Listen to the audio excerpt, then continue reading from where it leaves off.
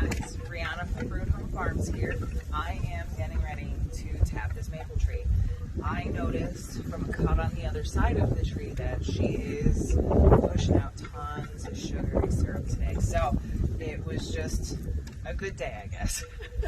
So I am going to be drilling 1.5 inches deep into this tree and then inserting these. So these are just little buckets with tubes, and in my pocket I've got the actual reusable taps. So this is what's going to go into the tree. This is going to attach to it, and boom, we're just going to watch this over the next 36 hours and see how she does. I've got a bunch of these trees on the land, so might as well.